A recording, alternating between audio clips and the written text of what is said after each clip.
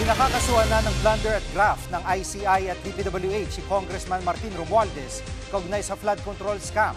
Ilang sandali lang yan matapos sabihin ni Pangulong Bongbong Marcos na posibleng makasuhan ang kanyang pinsan. Live mula sa Quezon City, nangunguna sa balita si JC Cosico. JC, ano ang basihan ng rekomendasyon ng ICI na kasuhan na si Romualdez?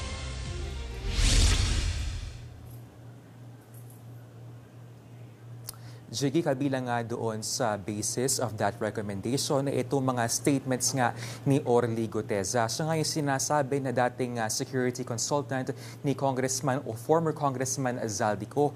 Noon nga sa pagdinig ng Senado ay sinabi nga niya na nag-deliver umano siya ng maletang kickback money dito nga kay Romualdez. At maliban nga kay Romualdez ay pinakakasuhan din po ng DPWH at ng ICI itong si Zaldico at bilang nga doon nga sa kanilang mga sinabit kanina dito po sa Office of the Ombudsman ay itong higit 100 bilyong pisong halaga ng kontrata from 2016 to 2025 nitong SunWest at Hightone Construction na pareho pong iniuugnay kay Ko. Narito po ang pahayag ng DPWH at ng ICI.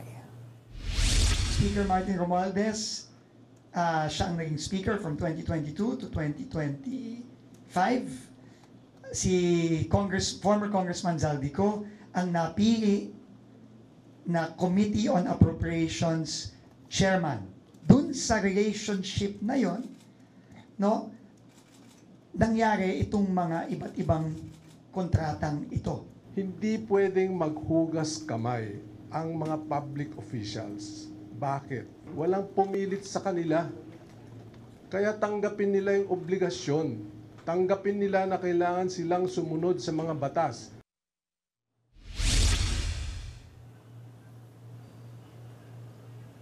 Bago nga isubmit itong recommendation ng ICI at ng DPWH dito po sa Office of the Ombudsman ay naglabas nga itong si President Bongbong Marcos na video statement kaugnay po doon sa possibility na makasuhan nga itong kanyang pinsan. Narito po ang pahayag ng Pangulo. Ito ay tungkol sa mga impormasyon ng dating Speaker Martin Romualdez at saka ni Zaldico. Pag nakita lahat ng ebidensya, baka mag-file ng kaso ng blunder o anti-graft o indirect bribery. Malakas naman ang loob natin na yung ombudsman, ang ginagawa lamang ay sumusunod sa ebidensya.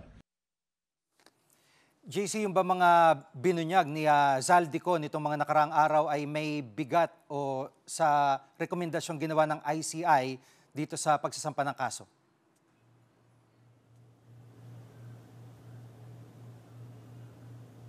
Jiggy, to recall ay kinonfirm nga ni Zaldico sa kanyang video expose itong mga pahayag ni Orly Guteza. Pero ayon po sa DPWH ay kanila pong hindi isinama doon sa kanilang referral itong mga pahayag ni Zaldico. Dahil ito raw po ay hindi isinumpaan ng former lawmaker. Kaya po hirit nila kay Zaldico umuwi ng Pilipinas. Jiggy.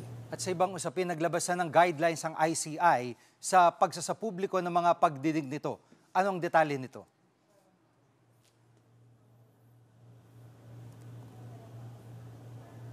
Yes, Jiggy, simula nga next week ay ila-livestream na ng ICI ang mga pagdinig po nito. Ito raw po ay mapapanood sa Facebook at sa YouTube at lahat po ay papalabas maliban na lamang kung hilingin ng resource person na magkaroon ng executive o closed door session.